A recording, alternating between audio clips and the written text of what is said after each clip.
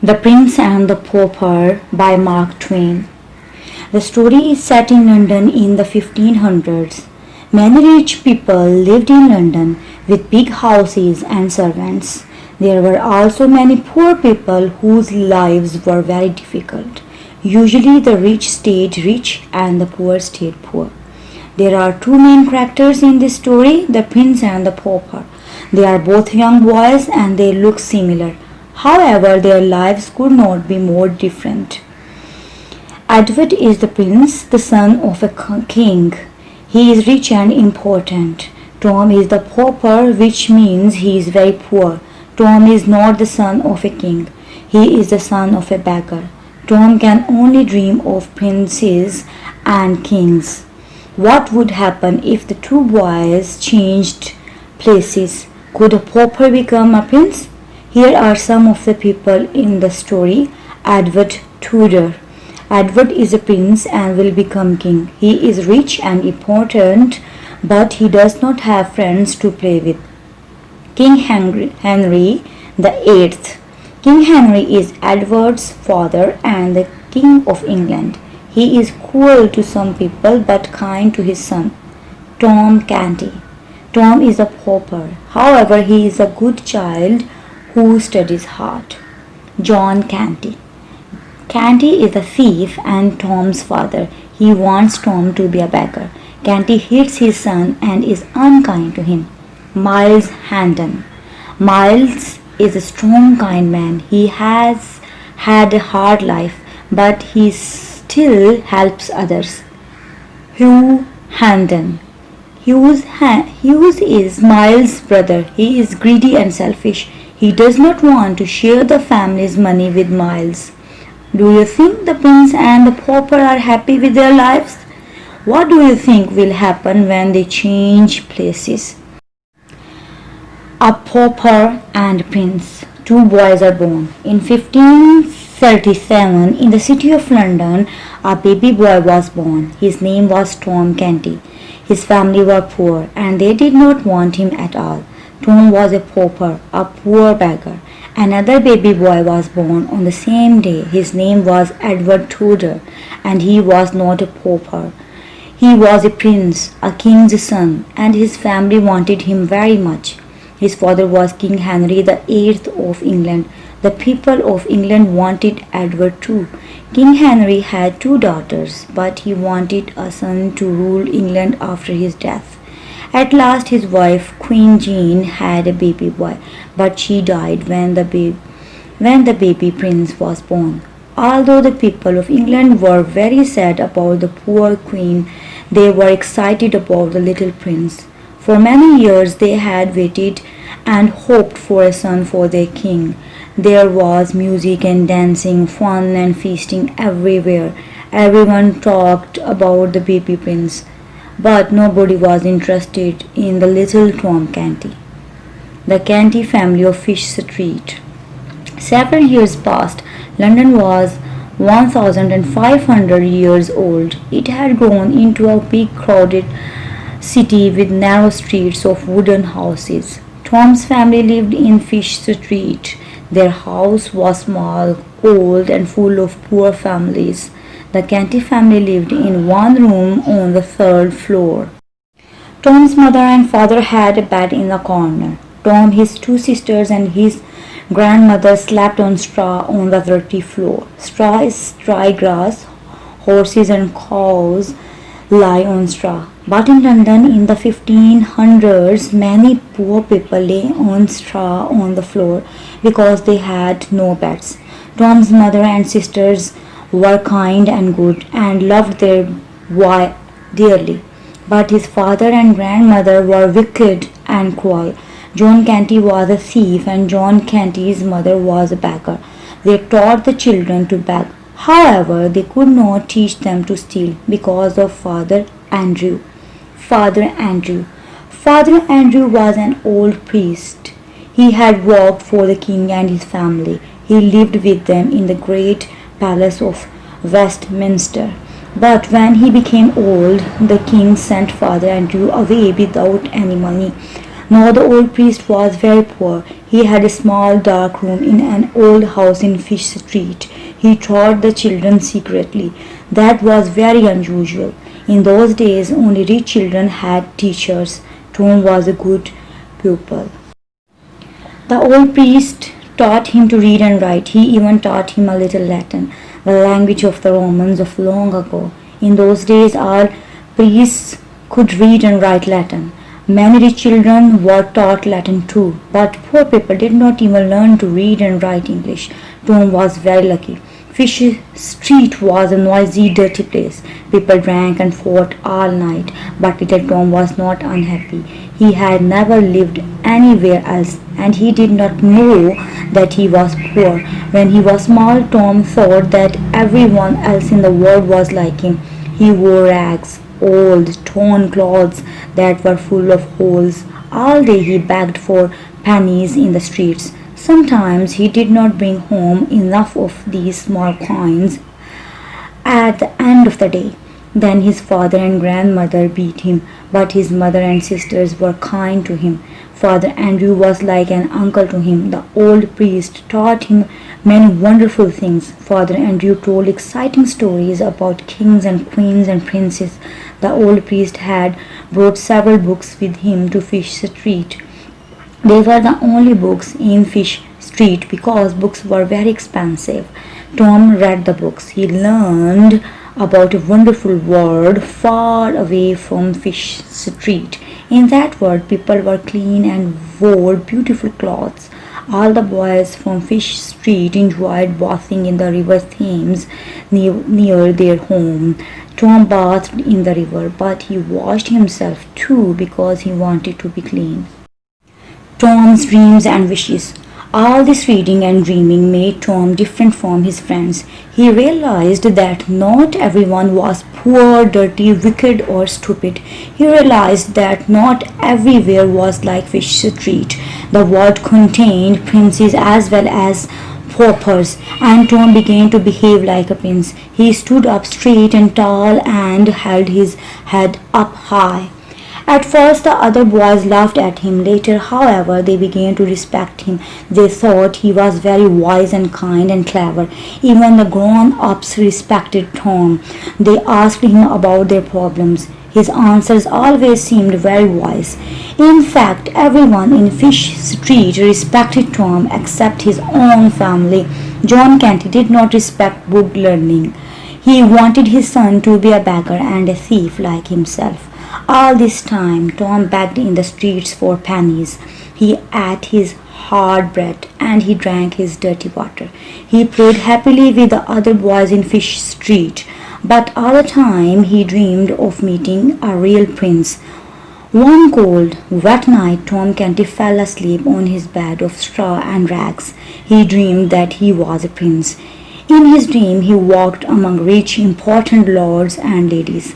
He saw beautiful rooms filled with light and music. Then he woke in the crowded, dirty room in Fish Street. His whole life seemed dark and bitter. He began to cry. The pauper meets the prince. Open the gates and let the boy in. The next morning Tom went out begging as usual, but he was still only half awake. His dream of the night before was still very bright and clear, and he did not notice where he was going. When he looked around him, he saw that he was a long away from home. He had left the crowded, dirty center of the city. Now the streets were wide, clean, and rich. Important lords and their ladies lived in the beautiful stone houses. At last Tom came to the great palace of Westminster, where King Henry lived. He saw the high walls and the tall golden gates with soldiers standing stiffly on each side. A little crowd of people stood nearby. They were hoping to see the king. Tom wanted to see the king too. He moved nearer. Through the golden gates he saw a boy of about his own age. The boy was dressed in silk shining with jewels. He had a little silver sword by his side and a red silk hat on his head. Tom knew at once that the boy was a prince. In his excitement, he pushed against the golden gates. A soldier pushed him angrily away. "Get away, you young beggar!" he shouted. The crowd laughed, but the young prince ran towards the gate. His face was red with anger. "Stop that!" he shouted. "Open the gates and let the boy in." Then the people cheered and waved their hats in the air. "Long live good Prince Edward!" they shouted. The soldiers opened the gates and little Pauper came through them. "You look tired and hungry," said the prince kindly. "Come with me." Prince Edward led Tom to a beautiful room. He ordered his servants to bring food. In a very short time they arrived with chicken, bread and fruit, which they put on a beautiful shining table. "You may go now," the prince told the servants. When the two boys were alone together, the prince asked questions while Tom ate. He asked him who he was and where he lived. Tom told the young prince about his life in Fish Street. He tried hard not to talk with his mouth full. Tom talks about his life. He told the prince about his mother and sisters and about his whole father and grandmother. "My father shouts a lot," said Tom. "So does mine," said Prince Edward. "He shouts at everybody. I think that perhaps all fathers are the same. You are lucky to have a mother. My mother died when I was born. My father was very sad when she died. Now tell me about Fish Street. How many servants have you got?" "Servants? We haven't got any servants, my lord. We are too poor. But who helps you to wash and dress? And who fetches and carries everything for you? Who cooks your meals and washes your clothes?" "Nobody, my lord. Poor people don't have servants and everyone in Fish Street is very poor." The prince listened eagerly to Tom's answers, but he could not imagine a life without beautiful clothes, wonderful food, and a palace full of servants. "You speak well," he said to Tom. "Who is your teacher?" "Father Andrew, my lord. He is an old priest who lives in Fish Street and he taught me to read and write." "Do you know any Latin?" "A little, my lord. Father Andrew is teaching me Latin. I enjoy his lessons very much. I learn Latin too, and French and Greek. I have to do lessons every day. It's very boring. But tell me about Fish Street. Are you happy there?" "Oh yes, usually there are lots of exciting things to see and do. Sometimes the actors come to our street. They travel around with a big wooden cart and they act plays on top of the cart. But we have to pay a penny to see the show, and I haven't always got a penny. But it doesn't cost anything to play with my friends. We have lots of fun together. Sometimes we play at being soldiers and fight with sticks." The prince's eyes were shining now. "Tell me more." "We run races and we play football up and down the street with a ball made of rags. We play in the sand and in the mud, and in the summer we swim in the river and splash each other." "Oh, that's wonderful. Nobody lets me do any of those things. Nobody lets me get my clothes dirty. I'd like to take my shoes off and feel the cool mud between my toes. I'd like to take off these good clothes and play in the street just once. And I'd like to wear beautiful clothes like yours just once. Then put them on and I'll try your clothes too. Let's have some fun." A prince in rags. Both boys began to undress. The young prince took off his silk and jewels and his little red hat and dressed himself in Tom's dirty, torn old rags. And Tom Canty put on the prince's beautiful clothes, which felt very rich and stiff and strange to him. The two of them stood side by side in front of a great mirror and looked at themselves. "I can't believe this," said Prince Edward. "We look exactly alike. Our voices are the same too." Suddenly he noticed a red mark on Tom's arm. "What is that? Has somebody hurt you?" "It's nothing. The soldier at the gates," began Tom. "I will punish him," shouted the prince angrily. He forgot that he was dressed in Tom's poor torn rags. He picked up something. "What?" You will have to wait until later in the story and put it in a safe place. Wait until I come back, he told Tom. Then he ran out of the palace towards the great golden gates. Open these gates at once, he shouted to the soldier. The soldier opened the gates and hit the prince on the side of the head. Then he picked him up and threw him into the mud. You are the young beggar who got me into trouble with the prince, he shouted. The crowd laughed and cheered. Prince Edward picked himself up and ran towards the soldier. I am not a beggar. I am Prince Edward, and my father, the king, will kill you for this. The soldier stood up straight and held up his sword. Yes, my lord, he said politely with a stiff little bow which made the crowd laugh and cheer again. Then he gave the prince an angry look. Now get away from here, he shouted. The golden gates closed with a bang, and Prince Edward and the soldier were on the wrong side of them. The prince in trouble. The wrong side of the gates.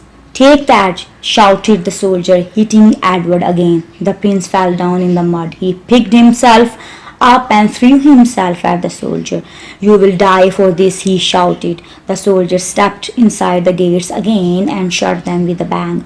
Laughing and shouting, the crowd chased the prince through the streets, further and further away from the palace.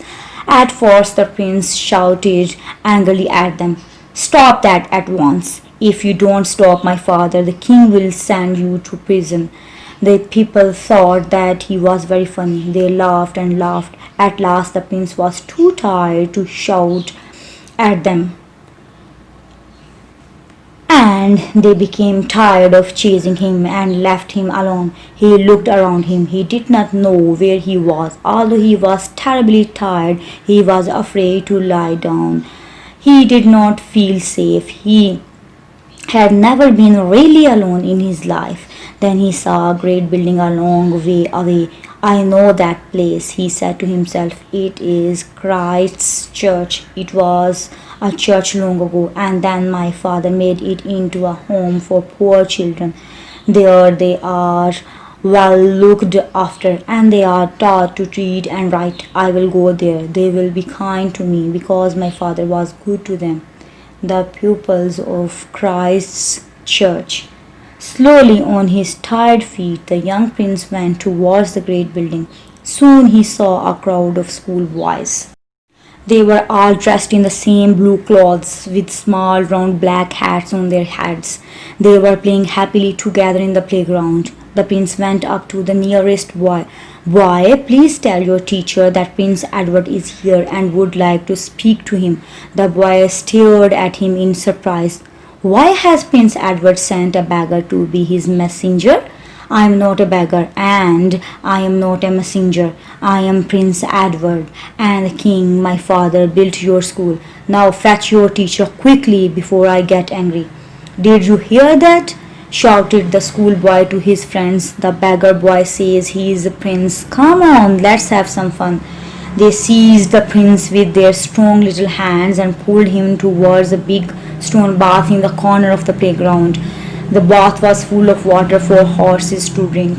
Sometimes the boys sailed their toy boats on it. Now they threw the prince in the water. When he tried to get out, they pushed him in again. After a few minutes of this, a bell rang. Dinner time, the boys shouted. They ran indoors and left the prince alone. My father was kind to those boys, said the prince as he climbed out of the water. He gave them food to eat and clothes to wear, but he forgot one thing. He did not teach them to be kind and good to people who are poorer than themselves. When I am king, I will change all that. Tom's father. The prince felt very tired and terribly alone. Where could he go? Nobody believed him. Everybody thought he was mad.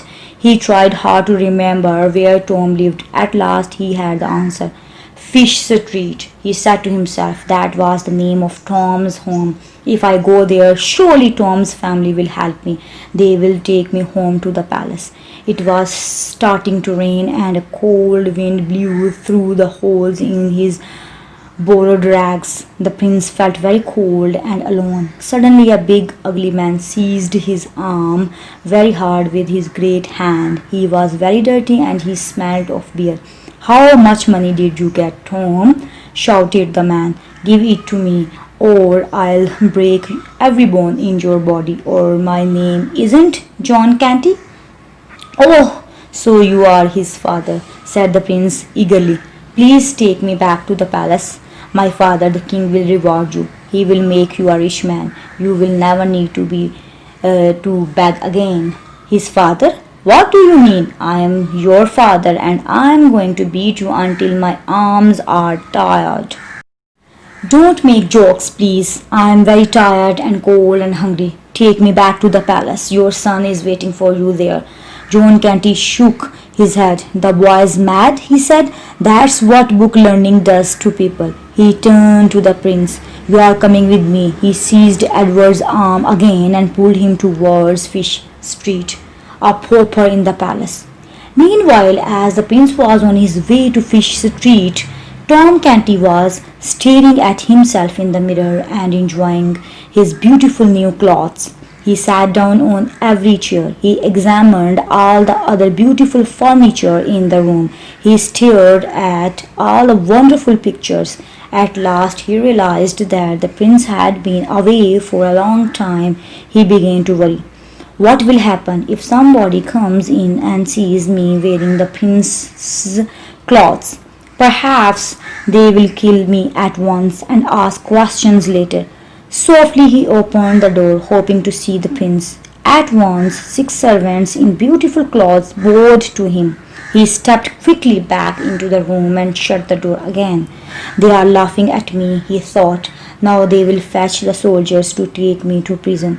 Oh, why did I ever come here?" Just then the door opened and a servant said, "The Lady Jane Grey." A sweet young girl in a blue dress came into the room and bowed in a most respectful way. Lady Jane was Prince Edward's cousin.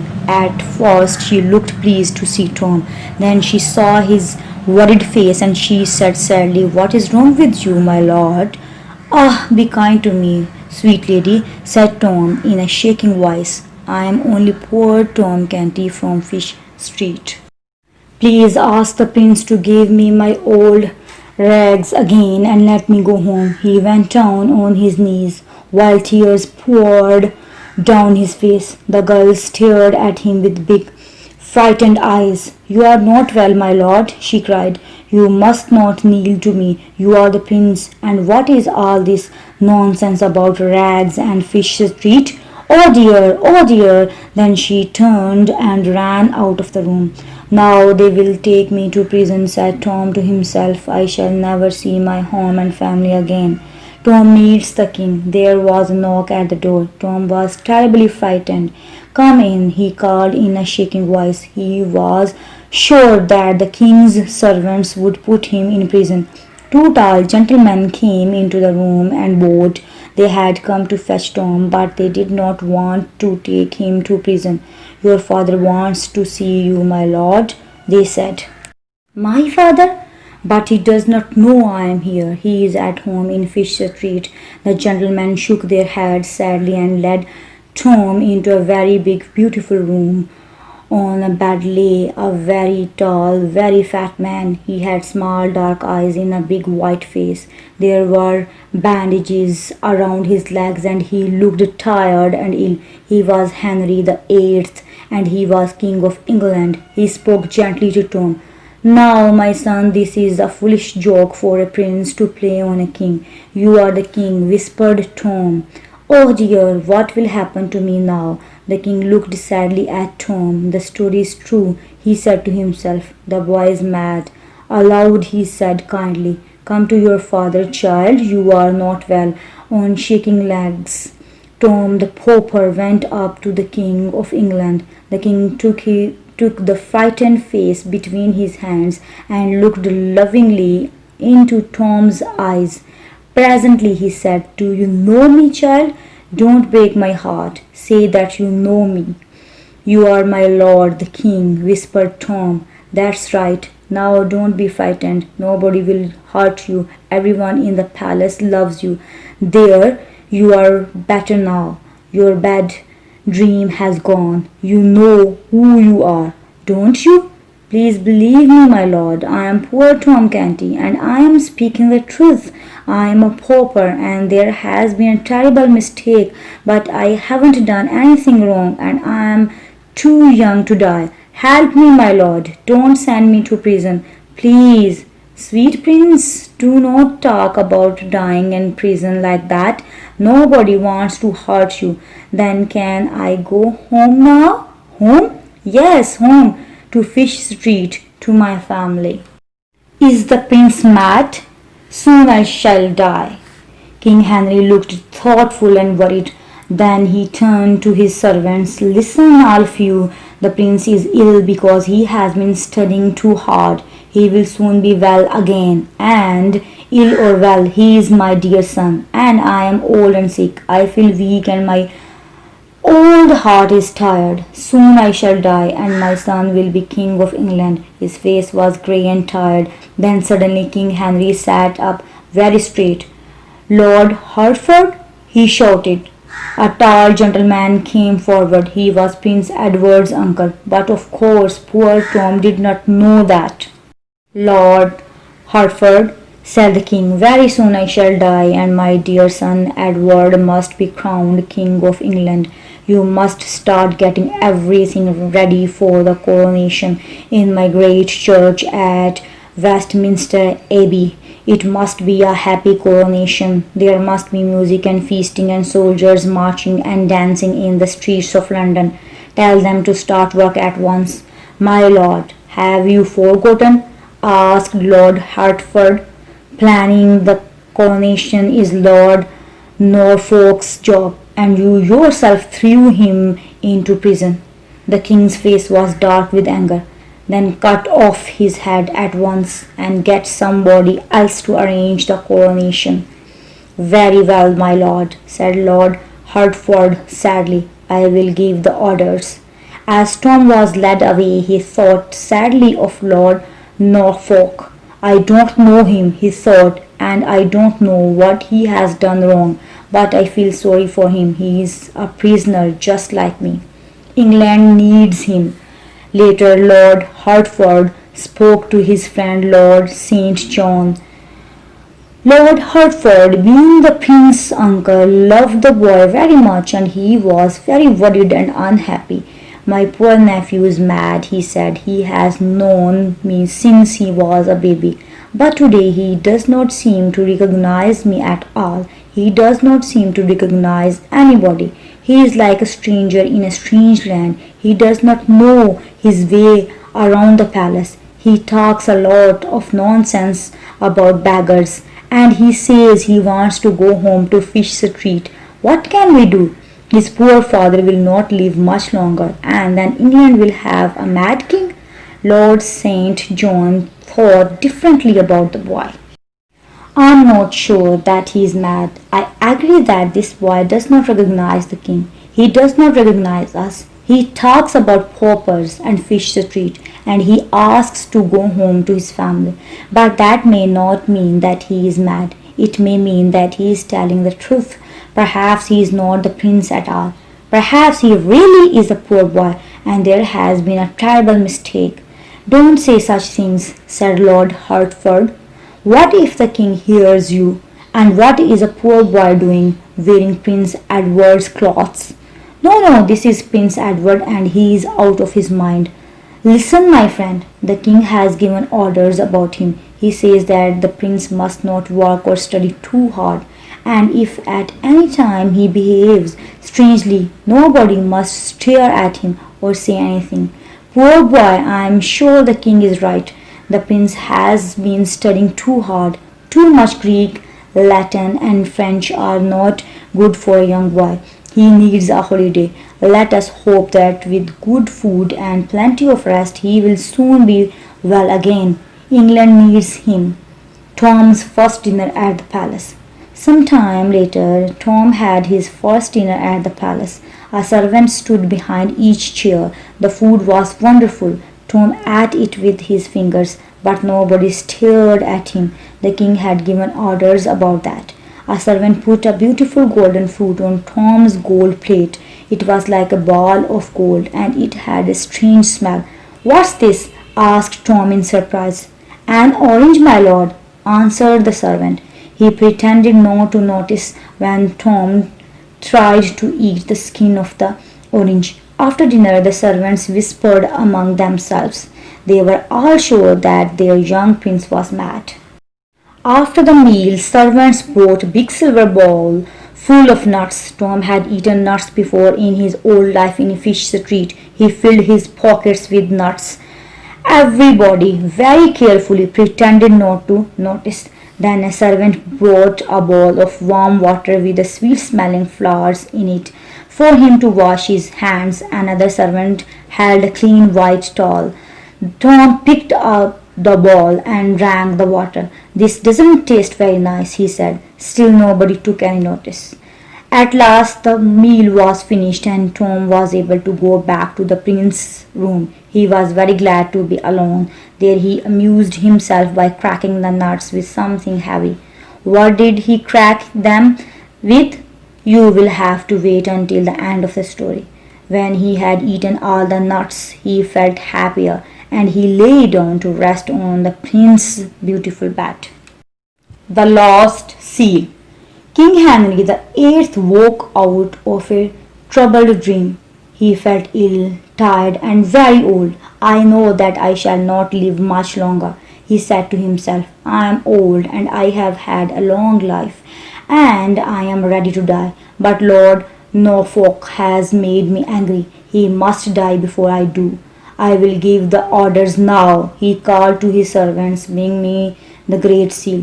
Now in those days, kings did not just sign their names with a pen and ink. They used a seal too. King Henry's seal was made of gold, and he used it on all his important papers. It was called the Great Seal, and it was as big as a man's hand and very heavy. Only the king or his eldest son could use the Great Seal, and everything that the king or his son signed had to be marked with the Great Seal. Lord Hertford arrived. "My lord," he said, "you gave the Great Seal to Prince Edward yesterday. You are right. Go to his rooms and fetch it." Lord Hertford came back, shaking his head.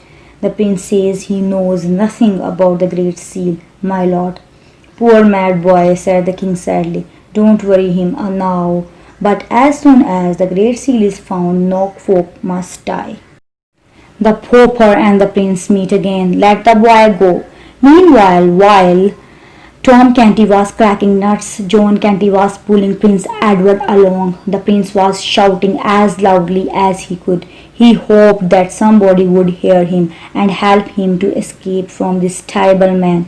He fought against John Canty until Canty lifted his great stick above his head.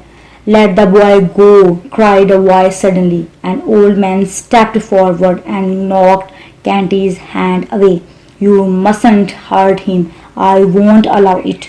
John Canty did not answer. He just lifted his stick again and hit the old man on the head. The old man fell to the ground and lay without moving. John Canty did not even look at him. He just walked faster, pulling the prince behind him. Poor Tom is mad.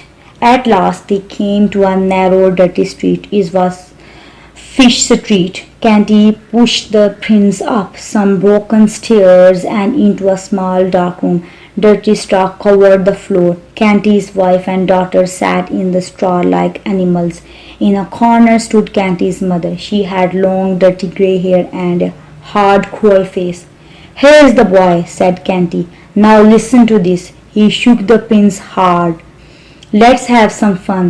What's your name, boy? Speak now, before I break you into little pieces." Prince Edward stood up very straight. "I have told you before, and I will tell you again. I am Prince Edward," he said proudly. "I am the son of King Henry VIII of England. One day I shall be king, and when I am, I will punish you." The old woman stared in surprise. Then she burst out laughing, but Mrs. Canty began to cry. "Poor Tom, he is mad. She went towards the prince and took him in her arms kindly. "My poor boy," she whispered. The prince spoke gently to her. "Your son is safe and well," he said. "He is in the palace. Just take me there and you will see him. And my father, the king, will reward you. He will make you rich." Mrs. Canty shook her head. "The king, your father? Poor Tom, what are you saying? Don't you know me, my dear?" "Madam, I have never seen you before." Mrs. Canty covered her face with her hands and cried like a child. Her daughters came up to her and put their arms around her. "Don't cry, mother," they said gently. "Tom will be well again soon." "Enough of this nonsense," shouted Canty. "Perhaps a beating will help the boy to remember." He picked up his stick and began to beat the prince. "Run for your life." At last, John Canty's arms were tired. He threw down his stick and went to sleep. The prince crawled into a corner and lay down on the dirty straw. Mrs. Canty covered him with some old rags. Tom was right, he thought. His mother and sisters are kind, but the father and grandmother are wicked. He fell asleep, but Mrs. Canty could not sleep. This boy looked like her son, but she was not sure about him. Late that night, there was a loud knock at the door. "Canty, you knocked a man down last night." "What if I did?" "It was Father Andrew, and now he is dying. The police are looking for his murderer. Run for your life before they catch you." Canty jumped up at once. In a moment, the whole family were running like hunted animals. Canty held the prince's arm tightly. "If we are separated," he said to the others, "meet me on London Bridge. And you, Tom, you are coming with me. If you say a word, I'll knock your head off." Just then they found themselves in a crowd of laughing, singing people. A line of bonfires burned all along the river and people were dancing around them. Their faces shone red and gold in the bright firelight. Fireworks burst in the sky like white gold flowers and stars. Angrily, Canty tried to push his way through the crowd, but a tall, strong man stopped him. He had been drinking and his face was hot and red. "The prince's boat will be here in a moment," he said. "He is on his way to a feast in the Guildhall. Here, friend, drink, have some wine." Canty tried to refuse, but the big man pushed a heavy cup into his hand. "When I say drink, everybody drinks. Show some respect for your young prince. If you don't, I will throw you in the river and feed you to the fishes." Prince Edward saw his chance. He pulled his hand away from Canty's, ran like a frightened rabbit, and hid himself among the crowd. "The prince's boat," he thought. "So Tom Canty has taken my place. He is an impostor, pretending to be me. I must get to the Guildhall. When I catch that young pauper, I will kill him with my own hands." An impostor at the Guildhall. A long line of beautiful boats made their way along the shining river. Sweet music played and fireworks shone like jewels in the sky.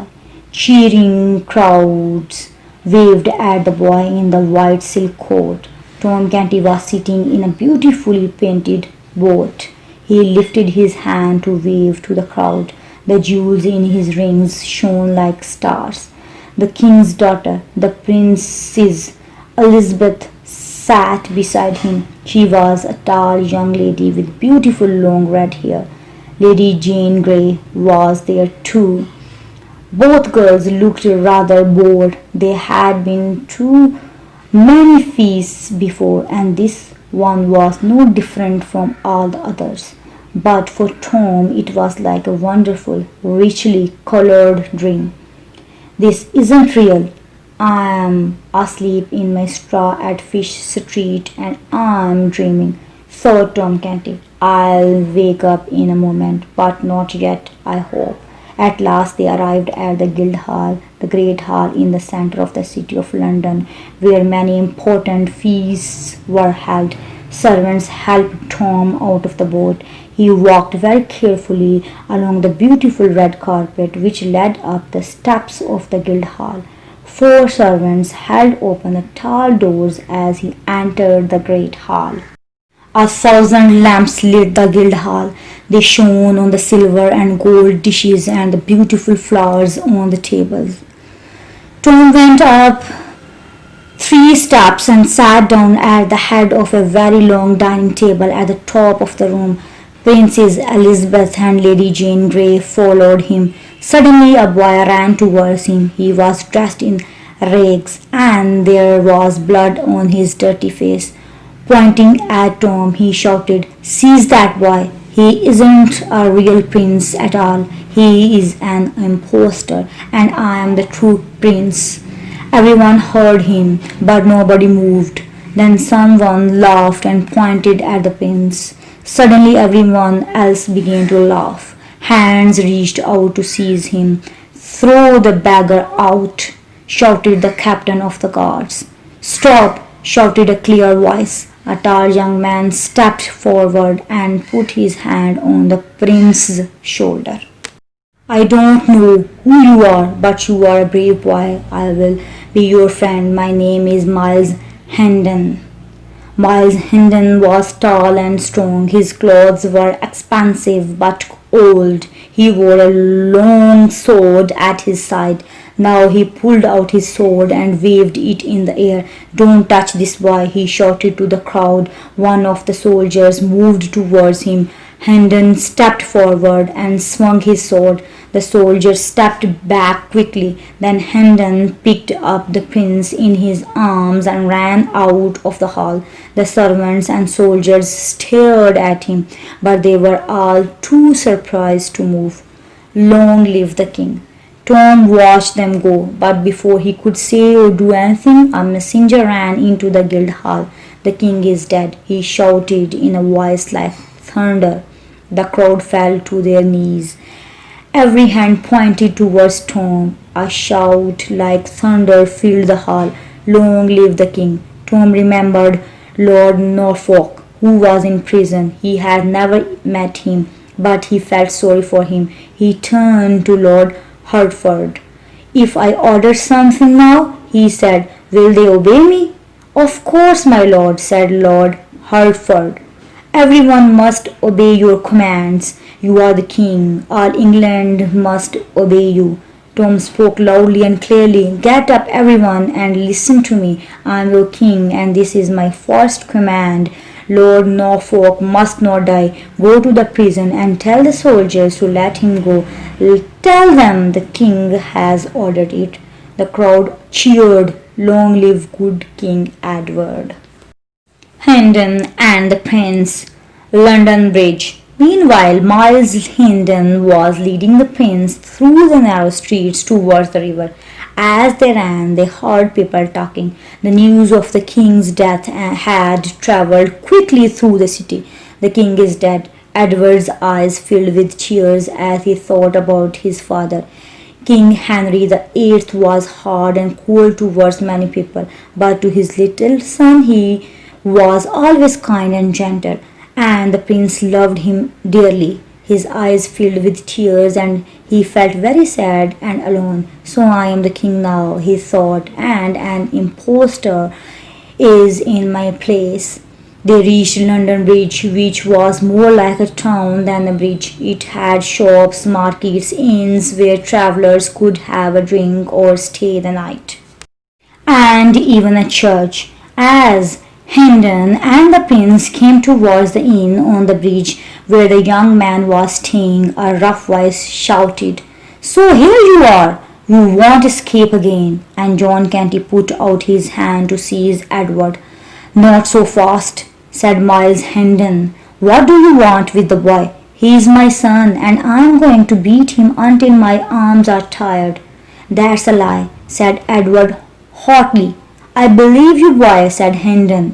"We'll see about that," shouted Canty. "If you touch this boy, I will cut you into little pieces," said Hendon sweetly. He showed Canty his sword. I saved this boy from an angry crowd in the guild hall, and I'm not going to let you hurt him, even if he is your son, which I don't believe. I'm not going to leave him with you. Now go before I get really angry." Then Canty disappeared into the darkness, and Hendon led Edward into the inn and upstairs to his room at the inn. Hendon's room at the inn was a small, cheap one at the top of the house. The furniture was poor and cheap, only a bed, a broken chair, a small cupboard, and a washstand in the corner. But the bed was clean and comfortable, and Edward lay down at once. "Please call me when dinner is ready," he said. Hendon smiled. "Poor mad boy," he said to himself. "He looks like a pauper, but he behaves like a prince. Well, I will be his friend. I will take him home with me to Hendon Hall. If my father is still alive, he will be kind to him. He needs rest and good food. Then he will soon be well again." A servant brought their supper. Miles woke Edward gently. The boy went at once to the washstand in the corner and stood there. "What's that matter?" asked Hendon. "I want to wash before supper." "Go on then. You are welcome. Pour the water, please, and hurry up," said the boy impatiently. Hendon smiled as he poured the water. The boy washed his hands and face. "Give me the towel. Be quick," he said. Hendon handed him the towel, and the boy dried himself. When he had finished, Hendon washed his own hands and face. The boy now sat down at the table. "You may serve me now," he said to Hendon, smiling a little. Hendon put food on the boy's plate. Then he filled his own plate and sat down. The boy stared at him in surprise. No, you mustn't sit down. I am the king. You must stand. Nobody is allowed to sit down in the king's presence. Don't you know anything?" Smiling patiently, Hendon stood behind the boy's chair. "You are a brave man," said the boy, "although you do not know how to behave when you are in the presence of a king. Where do you come from?" Miles Hendon's story. "From Hendon Hall," began Hendon. "From Hendon Hall, my lord," the boy corrected him gently. "Well," thought Hendon, "I must be patient with him." Aloud he said, "Sorry, my lord, my father is Sir Richard Hendon. He is rich and powerful, and king hearted too. My mother died when my two brothers and I were young. My brother Arthur is the eldest. He also has a good and kind heart like our father, Hugh. The youngest brother is cruel and greedy. Well, my cousin Edith lived with us. She was the daughter of a rich lord and lady who died when she was a baby. Edith and I loved each other, but my father wanted her to marry Arthur. But my brother Arthur was in love with another girl, and he wanted Edith and me to marry. Meanwhile, Hugh was in love too. He was not in love with Edith herself. He was in love with her money and her land. Again and again he begged my father to let him marry her. My father loved Hugh best of all. He found it difficult to refuse him anything, but I was wild and foolish in those days, and my father was often angry with me. Well, Hugh told lies to my father about me. My father believed him, and he sent me away to join the army. I fought bravely in France, but I was taken prisoner. I have spent 7 years in a French prison. I escaped at last. I have just arrived in England, and that is my story." Sir Miles Hendon. "What a sad story," said the boy. "Now I will tell you mine." He poured out his story to Hendon. He told him about the young beggar and the soldier and the poor boys of Christ's Church.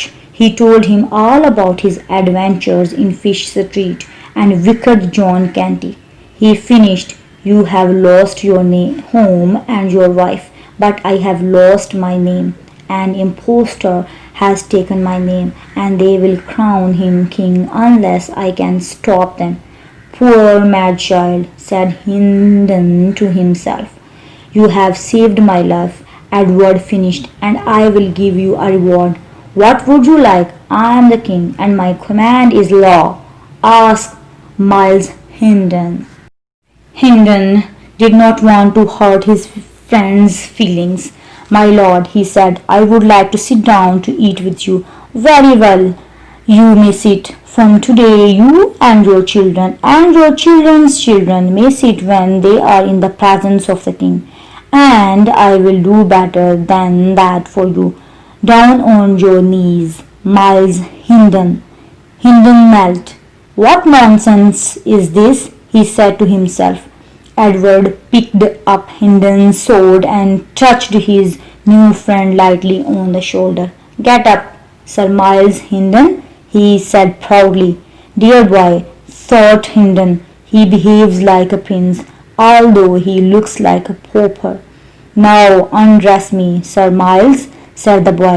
"I want to go to sleep, and you must sleep on the floor in front of the door and guard me from danger." "Oh, well," thought Hendon, "after 7 years in prison I can spend one night on the floor, and I'm glad I don't have to stand in his presence." Early next morning, Hendon left the boy asleep and went to buy clothes for his friend. Half an hour later, he had bought everything he wanted. They were old clothes, but warm and good. Hendon was pleased with them. "I didn't have enough money for new ones," he said to himself, "but these are better than those old rags. I've got enough money to buy a horse for me and a donkey for the boy. Then we can ride together to Hendon Hall." When Hendon returned to the inn with the clothes, he was riding a tired old horse and leading a small grey donkey. He left them in the stable with the other animals and ran upstairs to his room. But the boy had disappeared. Hendon shouted for the servant. "What have you done with the boy?" "Sir, a young man came and said that you had sent him. He said that you wanted the boy.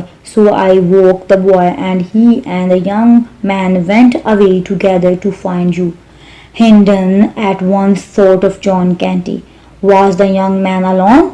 he asked the servant. "He picked him up and shook him like a rat." "Quick, it's important." "Sir, the young man came here alone.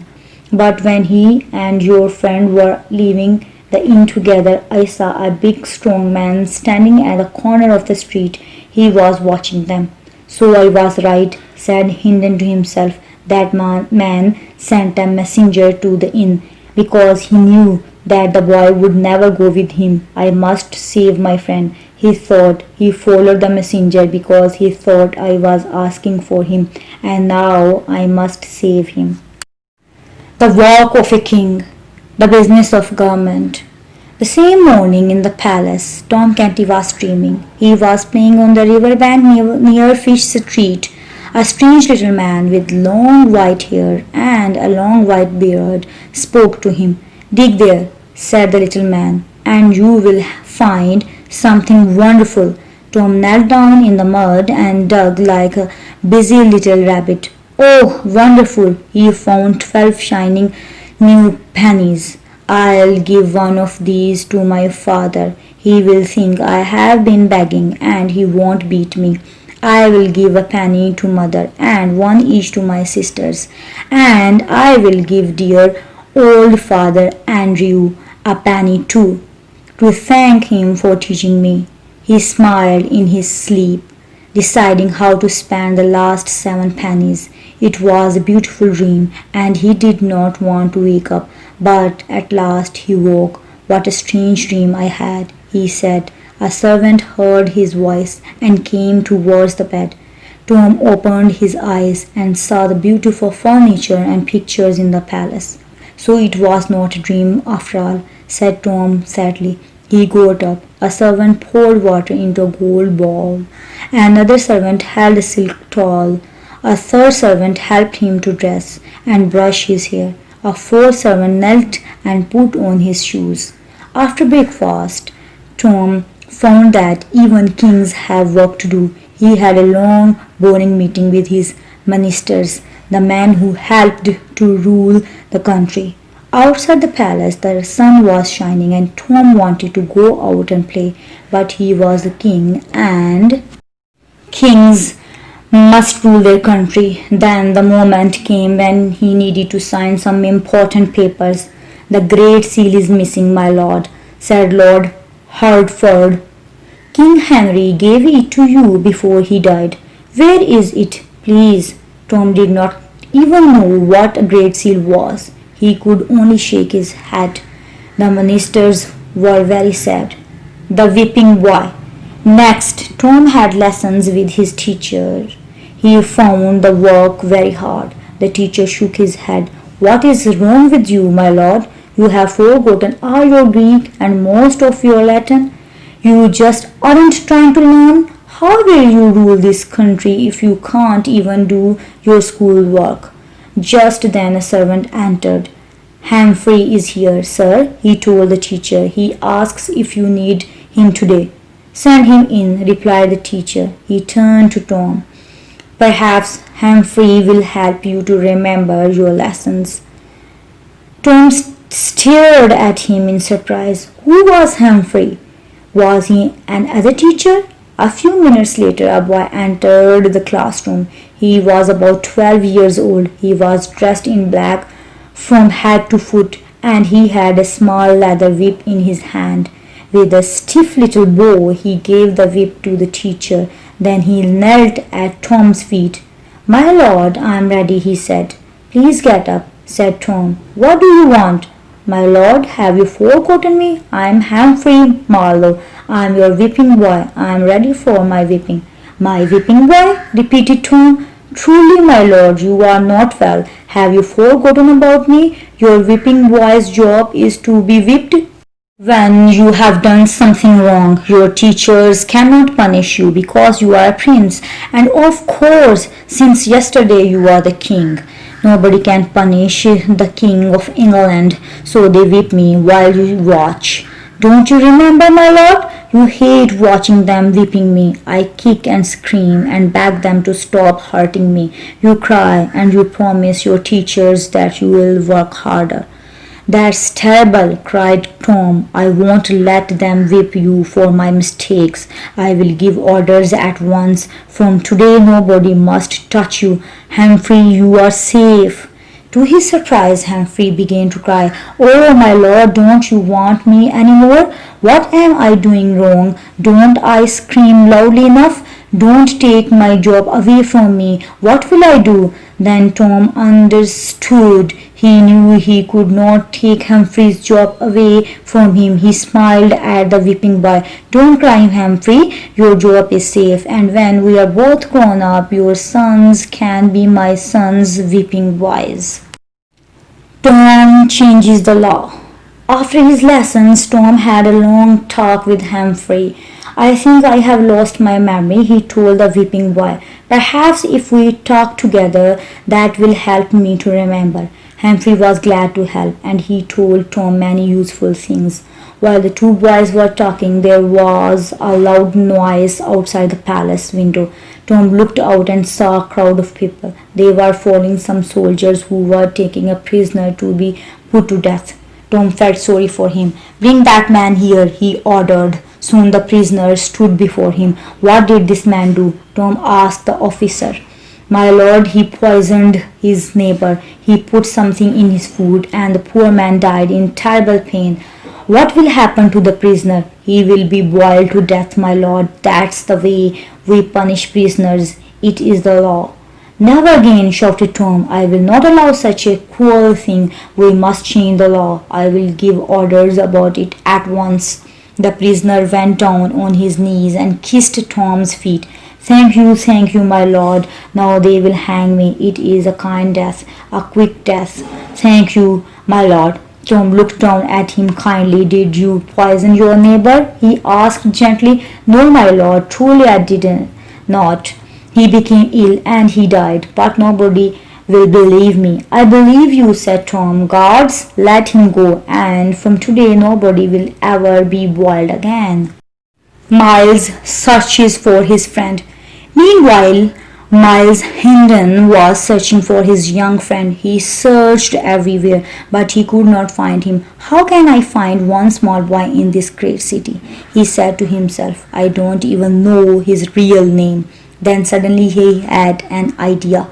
The boy will try to escape from Canty, he said, and if he does escape, he will try to get to Hendon Hall because he knows that I want to go there too. He does not know the way, but he can ask. And Hendon Hall is not very far from London. I will go towards Hendon Hall. Perhaps I shall find the boy on the way there. So he climbed onto his old horse and led the donkey and rode towards his old home, the king of the beggars. What about Edward? Well, he followed the young messenger at once because he thought that Hendon wanted him. He followed him for several miles. They left London behind and came to open country. At last they came to an old farmhouse, and Edward realized his mistake. There outside the farmhouse stood John Canty. He wore beggar's rags and he had a bandage round his eyes. But there were holes in the bandage, and he saw the boy and smiled a cruel smile. The messenger was lying, said Edward to himself. He didn't come from Sir Miles at all. Now what am I going to do? John Canty stepped forward and seized Edward by the arm. Now stop this nonsense, Tom, and come with me. The police are chasing me because I killed that stupid old priest. But I have some new friends, and you, my boy, are going to join them. He pulled Edward inside the building. There by a big fire sat a crowd of beggars and thieves. Who are you, boy? Shouted one. Edward stood up very straight. I am Edward, King of England. There were shouts of laughter. Long live Edward, the King of the beggars, they cried. Where's your crown, my lord? My friends, said Canty, this is my son Tom. The poor boy is mad. He thinks he is the King of England, but I'll soon beat that nonsense out of him. Edward faced him bravely. I am the king, and you will die, Canty, for killing poor Father Andrew. I'll kill you first, shouted Canty, seizing his stick, but a big red-faced man stopped him. Not so fast. Be patient with the boy. Can't you see he is ill? There, my lord. We're all friends here. I won't let them hurt you. A king on the run. Edward escapes. Edward learned many things from the beggars. He learned that not all of them were thieves. Many were honest men and women who had got into difficulties. Several of these people told him their stories. He began to realize that England was not a good place for everyone. I had a little farm, said one beggar, but a rich lord took away my land. I could not stop him. He was too powerful for me. I had no money, so I begged in the streets. The first time the police caught me, they whipped me. The second time they branded me. They burnt me with a red hot iron. Look, he showed Edward the red mark on his shoulder. The third time they cut off my ears. He lifted up his long hair, and Edward saw the place where the man's ear had been. I begged again. What could I do? I had nothing to eat, and they made me a slave, and they sold me in the marketplace. Look, they branded me again. Here on my cheek, under all this is the brand. Don't let anyone tell you that England is a free country, the man said bitterly. Edward felt like crying. When I get back to the palace, he said to himself, I will change those cruel laws. The crowd travelled from place to place, begging and stealing, while Edward waited for a chance to escape. That chance came one night, and he ran. He came to a farm and lay down on some straw in a stable among the animals. He was very tired and fell asleep almost at once, but in the middle of the night he felt something touch his face. He woke up at once. What was that? He said to himself. He felt it again, a soft light touch like a woman's hand on his cheek. He was most terribly frightened. He reached out into the darkness and felt something soft and warm. It was long and thin like a robe. Then he realized what it was. A cow was standing quietly next to him, and he was holding her tail. Edward moved closer to her warm body. In a moment he was asleep again.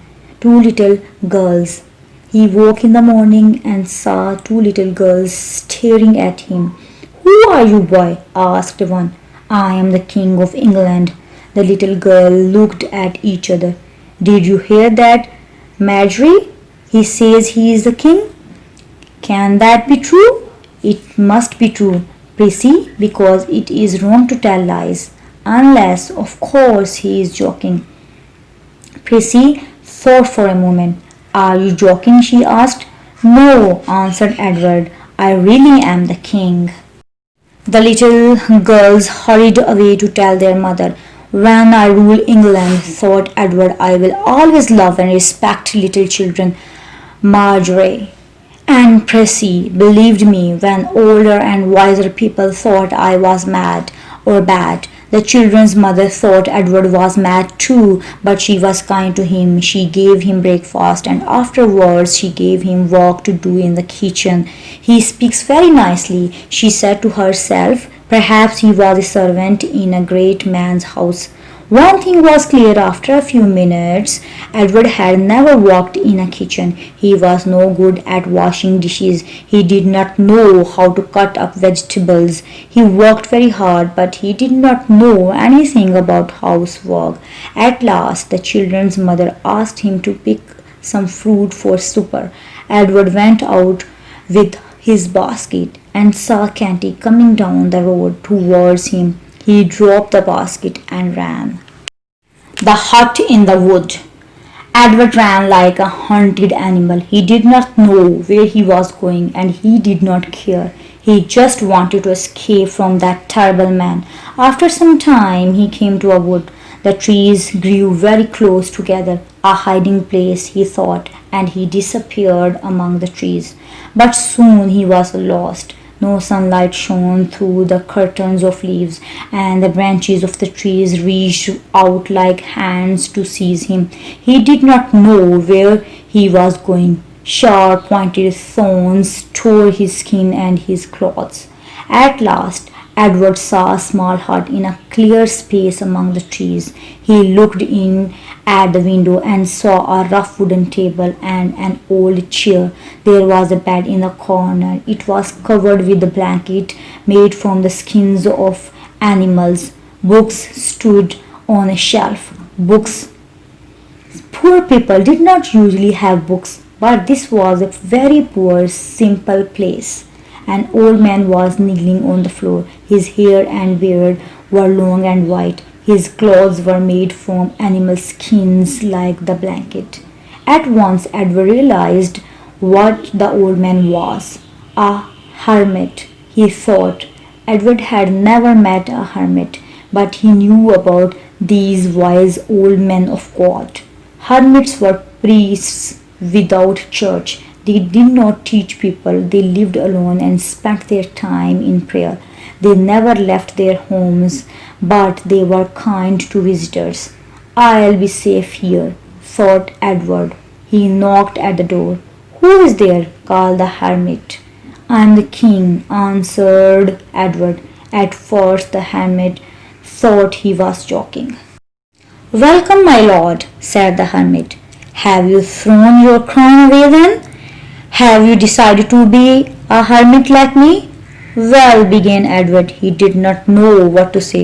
"You say you are king, but you look like a beggar."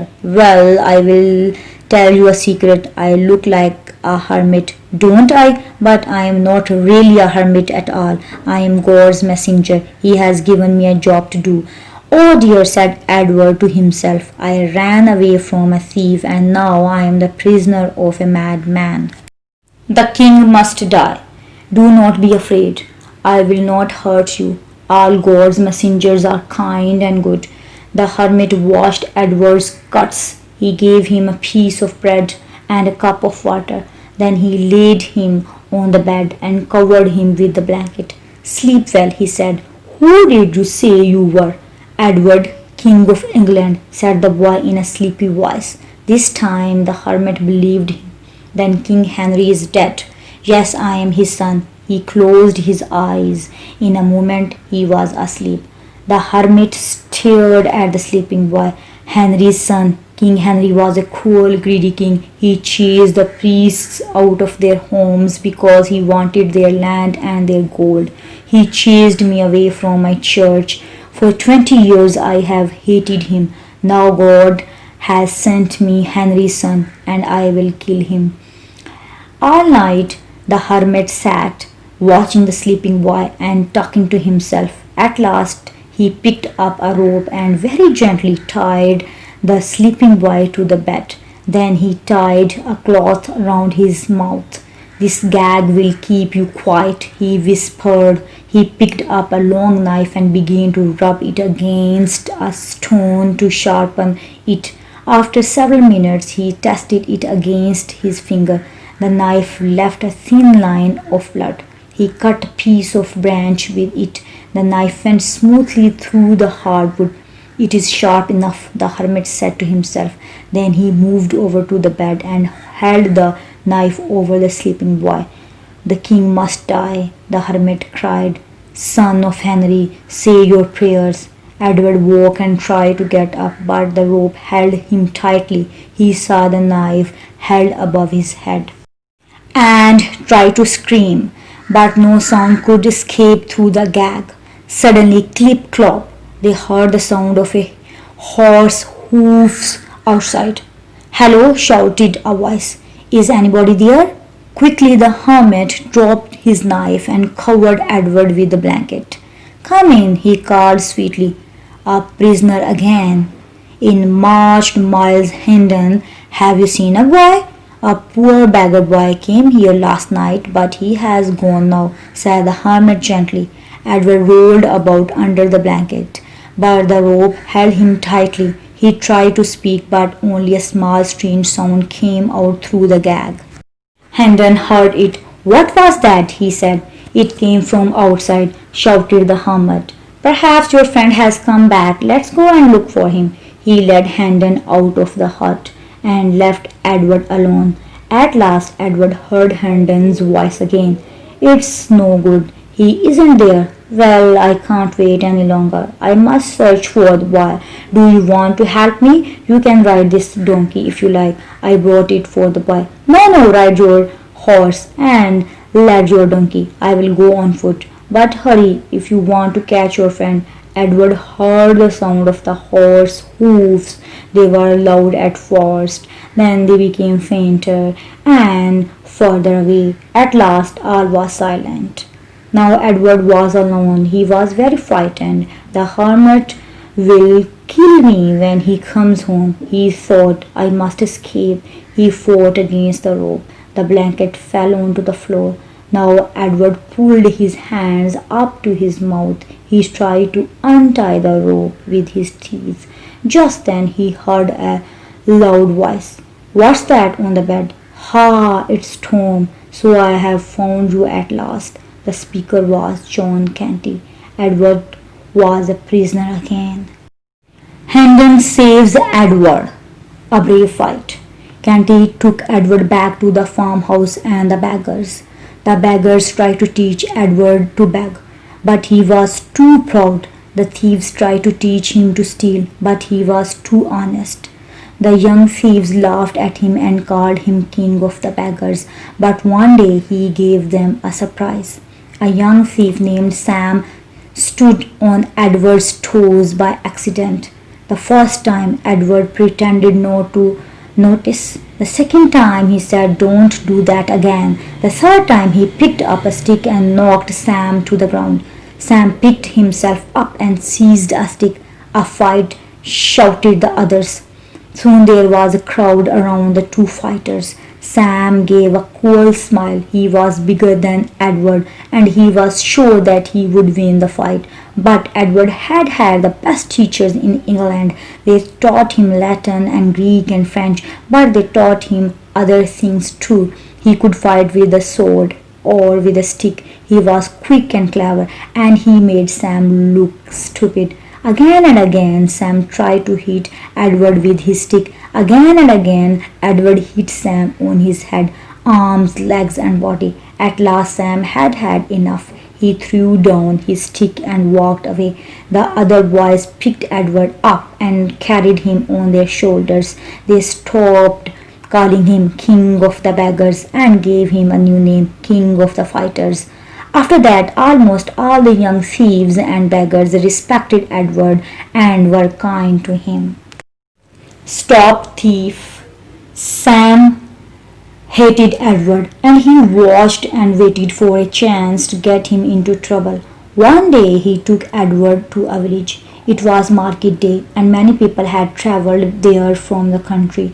They were selling their eggs and vegetables in the market, and they were doing their shopping too.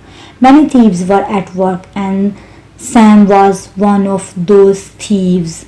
He watched and waited for a chance to steal something. Sam stole a woman's purse out of her basket. He was quick, but he was not quite quick enough.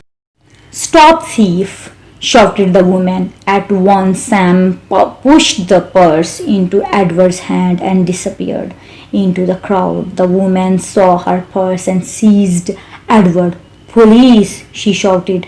Don't touch me, you stupid woman, shouted Edward. I am the king. Punish him, shouted the people. Punish the thief. A tall, strong young man stepped forward. He held up his sword. Stop that, he shouted. I will take this boy to the judge. He will decide what to do with him. Now go home, everybody. It was Miles Hendon. Edward could not believe his eyes when he saw his old friend. Sir Miles, you always come when I am in trouble, and one day I will reward you. Now cut these people to pieces. Hendon whispered to Edward, keep quiet. I will take care of you. You are the king. You make the laws, and now we must obey those laws. Only the owner of the purse stayed behind. Before they could take Edward to the judge, a policeman arrived. The woman saw her chance. That young thief took my purse, said the woman. Look, he is still holding it. The policeman handed her the purse. How much money did you have in it? He asked. 30 pence. Oh dear, the policeman said sadly. You know the law, madam? A thief who steals more than 12 pence must die. Come with me to the judge, boy, and say your prayers. They will hang you tomorrow. Wait, said the woman. Perhaps I made a mistake. Yes, I did. There were only 11 pence in my purse. Don't put the boy to death. Sir, please, he is too young to die. The policeman took 11 pence out of his pocket. Here, he said, I will buy your purse. Now the boy's life is safe, but he must go to prison. There he must wait for the judge to decide how to punish him. He seized the purse. Feeling very pleased with himself, the woman went away sadly. I saw what you did, said Miles Hendon to the policeman. If you don't let the boy go, I will tell the judge, and then you will die. Give me the purse before I get really angry. He took 11 pence out of the purse and gave the money to the policeman. Take your money and go, he said. Next, Hendon found the woman and gave her the purse again. She was very pleased and thanked him warmly. Soon Hendon and Edward were on their way to Hendon Hall. Hendon rode his horse and Edward had the small grey donkey. Edward was warm and comfortable in the clothes that Hendon had bought for him long ago on London Bridge. Hendon Hall. As they came nearer to his old home, Hendon became excited. They will all be very surprised to see me, he said. Look, here is our old church and the Red Lion Inn, and there is the old marketplace. Nothing has changed. At last they came to a pair of tall iron gates. Welcome to Hendon Hall, my lord, said Miles Hendon. He helped Edward down from the donkey and led him into a large room. A young man was sitting at a writing table in front of a bright fire.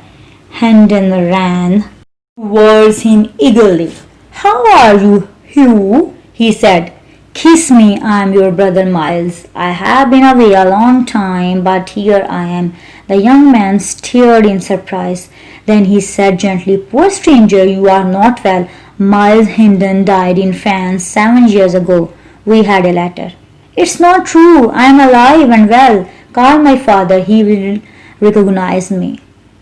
He is dead, sir. After he heard the sad news about his son, he became ill and a few weeks later he died. Then send for Arthur. He will know me. He is dead too.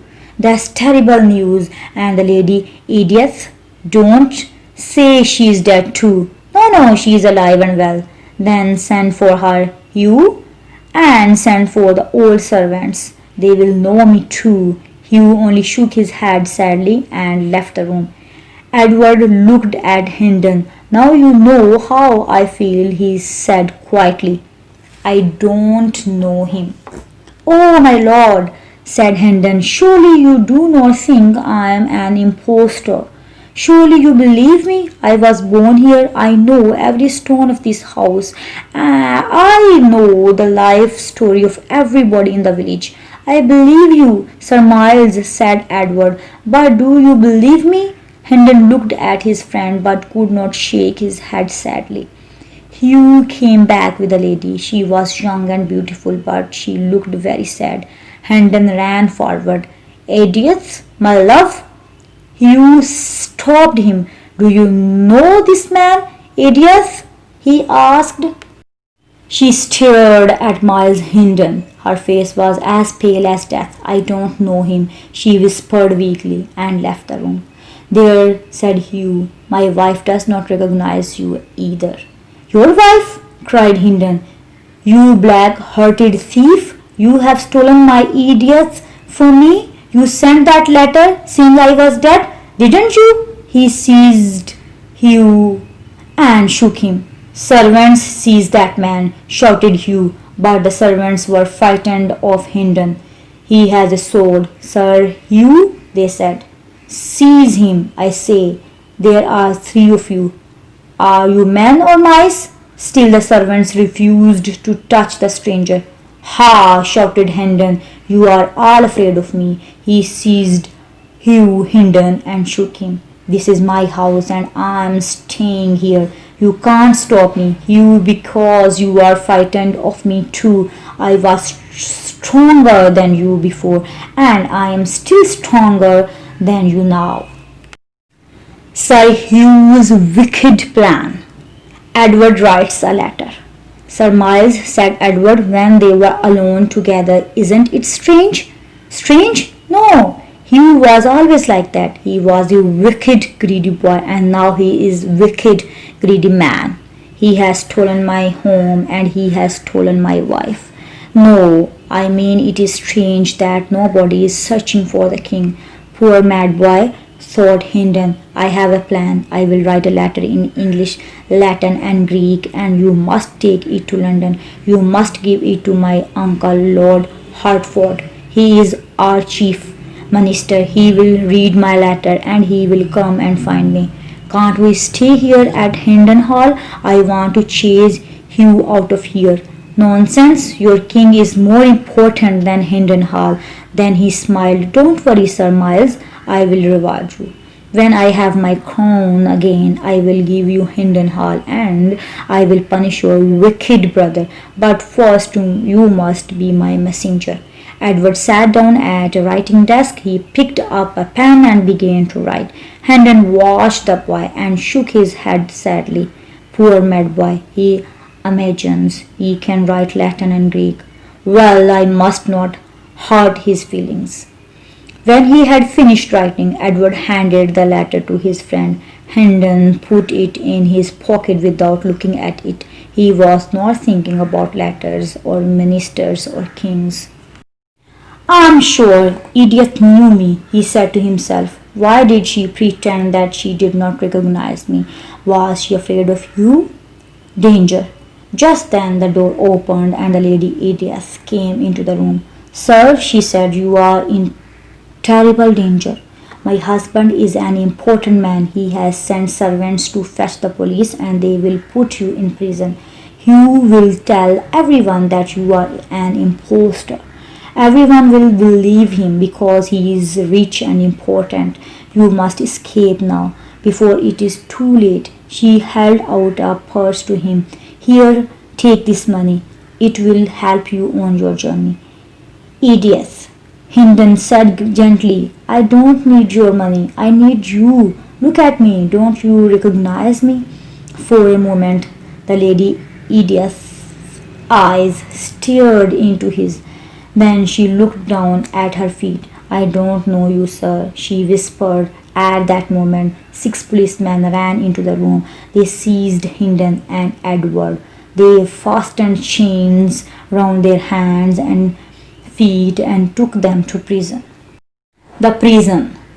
The guard gave Hendon and Edward a grey blanket each and led them into a large room with straw on the stone floor. It was full of people in chains, men, women, and even little children. They were all waiting for the judge to decide what to do with them. Hendon and Edward spent a week in this room.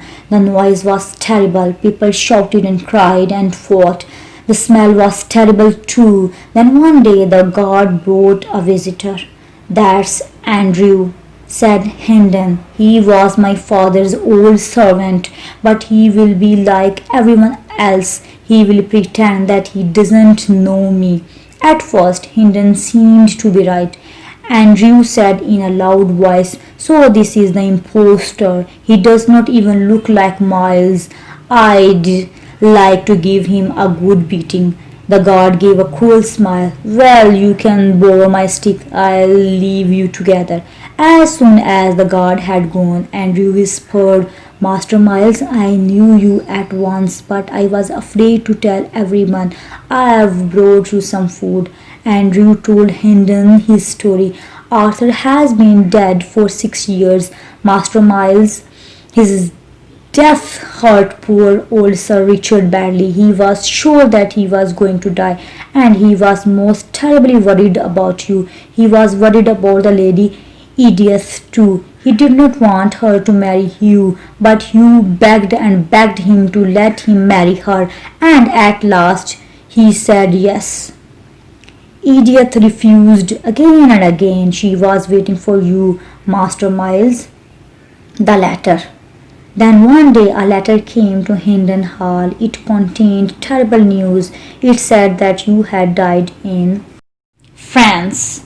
Sir Richard never spoke again. He turned his face to the wall, and the next day he died. Now Hendon Hall belonged to Hugh, and a few weeks later he married the Lady Edith. Not long afterwards, Lady Edith found a letter among her husband's papers. It began, Dear Sir, I am sorry to tell you. She realized that you had written that terrible letter to Sir Richard. But what could she do? Hugh was a rich, powerful man. He had all his father's money and land, and all hers too. If she said anything, he could order his servants to kill her. Andrew had another piece of news. They are planning the young king's coronation. He will be crowned at Westminster next week. Sir Hugh and the Lady Edith are going there. The king, cried Edward. What king? Why, King Edward? They say he is mad, but they also say that he is a good, wise, kind boy. He has saved many lives and destroyed many cruel laws. Why? What is the matter with you, boy? Tears were pouring down Edward's face. In the stocks. So, said the judge, you pretended to be Miles Hendon. I am Miles Hendon, said Hendon angrily. The judge shook his head. Don't waste my time. Well, you haven't stolen anything, so I will not hang you, but I must punish you. Officers, put this man in the stocks. He turned to Edward. You can watch. Perhaps you will learn something. Edward almost cried when he saw his friend in the stocks. Imagine 2 long, strong pieces of wood joined together with an iron bar. There were 4 small holes in the wood. The prisoner sat on a seat with his hands and feet in the holes. He could not take them out because the 2 pieces of wood were locked together. A guard put Hendon in the stocks and locked them with a big iron key. Hendon could not move. A crowd of men and boys threw mud, fish heads and bad eggs at him. "Stop that!" shouted Edward angrily. "This man is my servant. I am the—" "Oh, be quiet," said Hendon in a tired voice. "I'm in enough trouble already." Just then Hugh Hendon arrived on his tall grey horse and saw Edward. "Give that boy a good whipping," he ordered. "No," cried Hendon, "don't hurt him. Whip me instead." "What a good idea," said Sir Hugh with a cruel laugh. "Let the little beggar go and whip his friend." And so, while his wicked brother watched and laughed, a guard whipped Miles Hendon until blood poured down his back. Then he was left in the stocks for the night. After everyone had gone, Edward fetched water and bathed his friend's back. "You did this for me, Sir Miles," he whispered, "and one day I will reward you." Back to London. Next morning the guards opened the stocks. They gave Hendon his sword again and his horse and donkey.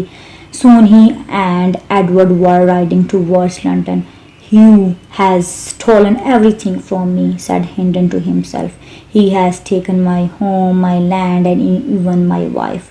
Andrew says that the young king is kind and wise, and I will go to London and ask him to help me."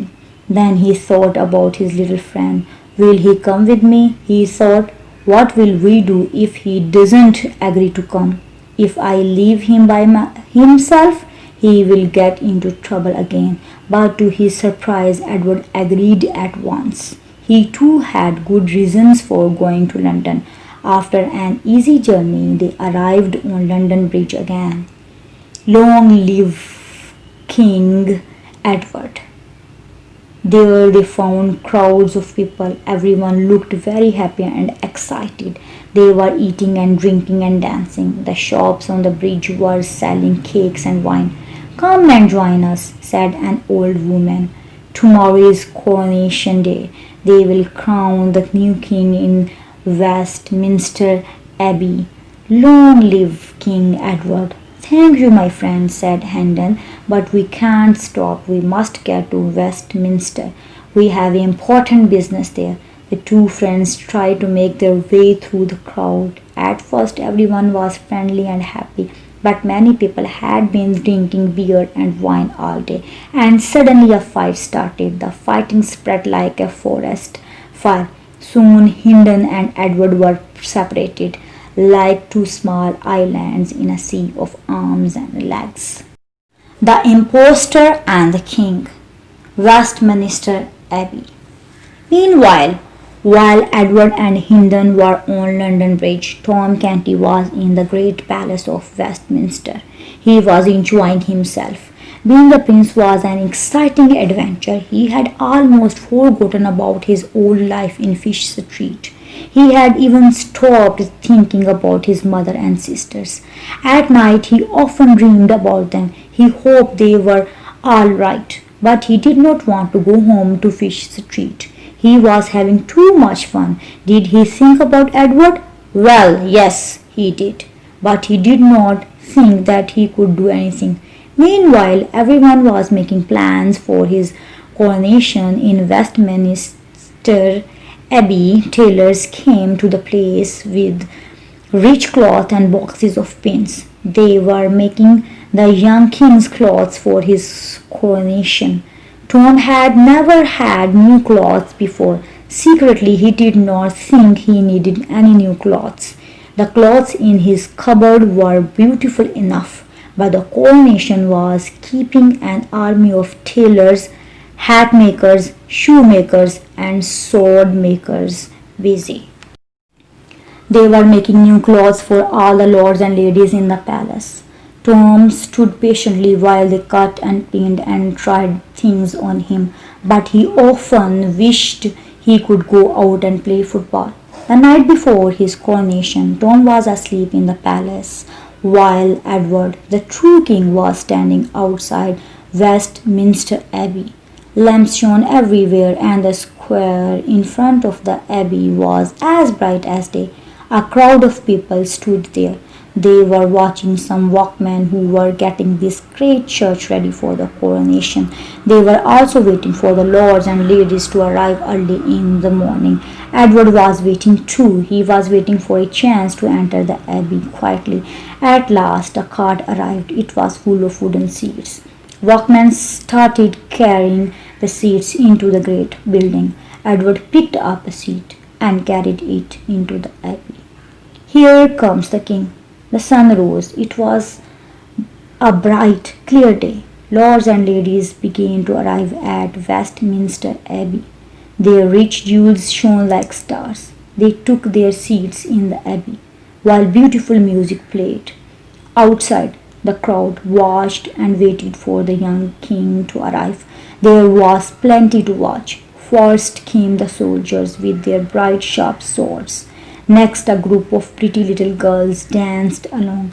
Each carried a basket of flowers, and they wore flowers in their hair.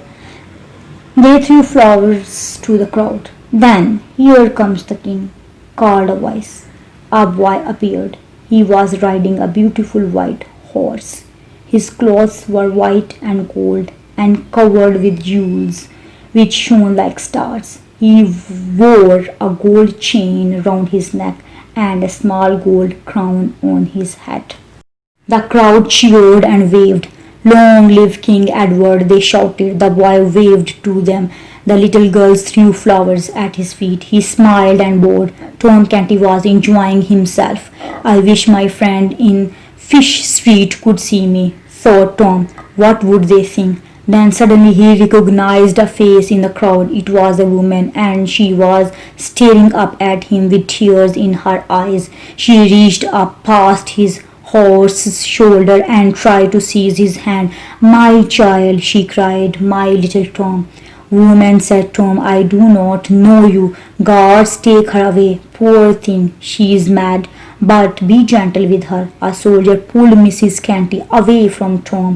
Tom's eyes filled with tears, and the soldiers led his mother away. Tom was feeling most terribly ashamed of himself. At last, Tom Canty arrived at the abbey.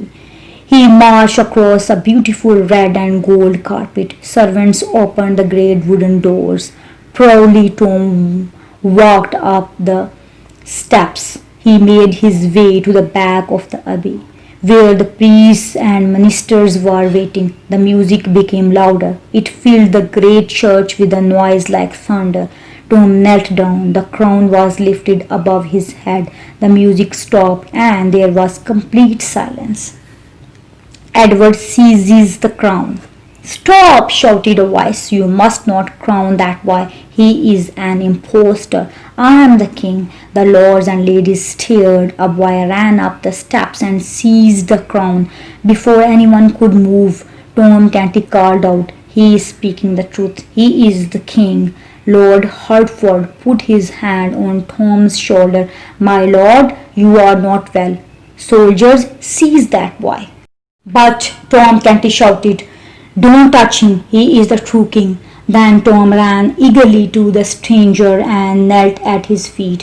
"My lord, forgive me. It was not my fault. It was all a terrible mistake. I did not mean to take your crown away from you. Now take these clothes and this crown and rule England." Lord Hertford stared at the two boys. "They look exactly alike." He said, "Well, we will soon find out who is the impostor." While the lords and ladies waited and whispered, Lord Hertford asked the stranger many questions about his palace, his family, and his ministers. The stranger answered every question correctly, but Hertford shook his head. "The Great Seal. This is not enough," he said. "A servant in the palace could tell you all this." "I know." He looked hard at the stranger. "Where is the Great Seal?" "Nobody else knows the answer." "My lord, I keep it in my room in a small secret cupboard behind the bed." "You must put your hand down behind the head of the bed. Then you will feel the door of the cupboard. Push it and it will fly open. Send Lord St. John to open the cupboard and fetch the Great Seal." While Lord St. John was away. The lords and ladies stared at the two boys. Which of them was the impostor? Lord St. John came back. My lord, he said to Tom Canty, I found the cupboard, but the Great Seal is not inside it. Lord Hertford's face was dark with anger. Servants, take this young beggar and give him a whipping. He turned to Lord St. John. Did you look carefully? Surely nobody can lose a big heavy gold seal. Wait, cried Tom Canty, and his eyes were shining. Is the Great Seal a big, heavy gold thing with writing on it? I saw the true prince put it away before he left. The true prince? My lord, Tom pointed to the stranger. There he is, the true king of England. He spoke to Edward. Don't you remember? You put the Great Seal away before you went to punish that soldier. But you didn't put it in the cupboard. The stranger smiled. I remember now. I was in a hurry, so I didn't put the Great Seal in its proper place in my secret cupboard. I dropped it into a tall silver pot beside the door. At once Lord St. John went to look for it. This time he came back with the Great Seal in his hand. A shout filled the church. Long live the king, the great nutcracker. Soldiers, cried Lord Hertford, seize the impostor and throw him into prison at once. He pointed angrily at Tom. No, said Edward, he is my friend. He turned on Tom. How did you remember where the Great Seal was? I used it several times, my lord. But my ministers were searching for it. They have just told me that they asked you about it several times. Why didn't you tell them where it was? I didn't know what they were looking for, my lord. But you say that you used it. What did you use it for? For cracking nuts, my lord. The people nearest to him heard and whispered to their friends. The joke spread. For a moment, laughter filled the great church. Then everyone was silent again. The music began again. The true king was crowned, and there was dancing in the streets of London. A wise king. The king's letter. Meanwhile, Miles Hendon was still searching for Edward. Where will the poor mad boy go? He thought. To the palace. Perhaps I must go and find him before he gets into trouble again. Then I am sure that he is safe. I can ask the king to help me. He made his way to the great palace of Westminster and searched for Tom among the crowds of happy, singing, drinking people. In his dirty old clothes, he looked like a beggar or a thief. Two soldiers seized him at once. The soldiers had to do their job. Many mad and wicked people tried to enter the palace every day. The soldiers had to guard their king. They seized the stranger and searched his pockets. They found the letter in English, Latin, and Greek, which Edward had written at Hendon Hall. Hendon had completely forgotten about it. The guards could not read the letter. They could not read Latin, Greek, or even English. So they decided to take it to their officer. They left Hendon in a small room. He became very worried and impatient. The officer saw Lord Hertford's name on the letter. Lord Hertford will read this letter when he comes back from the abbey, he said. He is at the coronation with all the other lords and ladies and cannot be disturbed. The messenger will have to wait here until Lord Hertford comes back. Of course, Hendon knew nothing about all this. He just sat in his little room and became angrier and more impatient. Lord Hendon. At last, a servant came to fetch Hendon. Come this way, sir, he said politely. Hendon followed the servant down miles of passages in the great palace. How does anyone find his way about in this place? He said to himself. At the end of a long passage, Hendon entered a beautiful room. The young king of England sat in a gold chair. His ministers stood on each side of him. Soldiers guarded him, and servants waited to obey his commands. A crowd of lords and ladies watched and waited. Come closer, Sir Miles, the king ordered. Hendon obeyed and recognized his poor mad friend. I'm dreaming, he thought. I will wake up in a moment. Then suddenly he had an idea. He walked up to a chair and sat down on it. Get up, shouted Lord Hertford angrily. No one may sit down in the presence of the king. Leave him, ordered the king. He is allowed to sit down in my presence. I gave the command myself long ago in an inn on London Bridge. My lords, ladies and gentlemen, Sir Miles Hendon has saved my life and my crown, and I am going to reward him now. Kneel, Sir Miles. Hendon knelt at the king's feet. The king touched his shoulder with a gold sword. Get up, Lord Hendon, he said. Lady Idiot's story. Sir Hugh Hendon and Lady Idiot were among the lords and ladies in that great room. They stared in surprise as Miles Hendon took the king in his arms and kissed him. Dear Edward, Hendon said warmly, and I thought you were a poor mad beggar boy. Now the king spoke to Sir Hugh. You are a wicked, cruel man, Hugh Hendon, he said. I know all about you. You stole Miles Hendon's house, his land, and his lady. You wrote a letter to your father saying that Miles was dead. The news broke your father's heart. You will go to prison until I have decided what to do with you. His face was like stone as he watched the soldiers lead Hugh Hendon away. When Sir Hugh had gone, the Lady Idiot stepped forward. My lord, she said, I have something to say. She looked at Sir Miles Hendon. Miles, she said, I did recognize you when you came home to Hendon Hall. But I had to pretend that I did not know you. My husband knew you at once. He came to me and told me so. You must pretend that you do not know him. He said, if you let him see that you recognize him, I will kill you. I told him that I was already very unhappy. I was glad to die. He could not hurt me because I did not care about myself. Then he said a terrible thing. Unless you pretend that you do not know Miles Hendon, I will kill him. Then he will be dead and it will be your fault.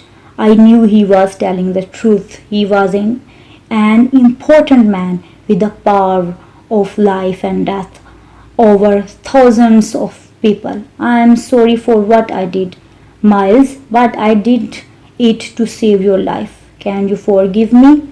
Sir Miles Hendon seized her hand and kissed it. Dear Edith, I knew in my heart that you had not forgotten me. What happened to Hugh later? The king did not put him to death, but he sent him away. Miles lived at Hendon Hall. Old Andrew, who had visited him in prison and who had told him about Hugh Hendon's letter, was his favorite servant. After several years, the news came to Hendon Hall that Hugh Hendon had died. Then Edith and Miles were married, and there was dancing and feasting at Hendon Hall. Fetch Tom Canty.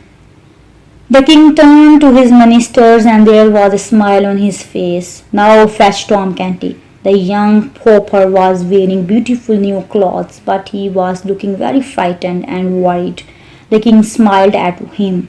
I am not angry with you, Tom. You ruled England for several weeks, and you were a good, kind, wise king.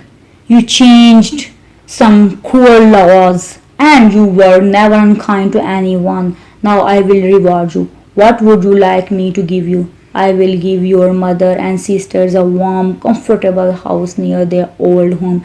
I can send your father to prison if you like, or perhaps I shall hang him. You must choose. Tom? I don't know what to say, my lord, said Tom. You do not need to decide now, said the king. Meanwhile, I have plans for you. There is a school for poor boys in the city of London. It is called Christ's Church, and my father gave it to the poor people of London. The boys of Christ's Church were cruel to me, Tom. I asked them for help, but they laughed at me and threw me in the water. I want you to go there, Tom. You will learn many wonderful things at school, but you will also teach the other pupils to be kind and good and wise like you. We must both study hard. I must learn to be a good wise king, and when we are both men, you will be my chief minister. Thanks for listening. For new videos, don't forget to subscribe my channel. And if you like my videos, please share and like.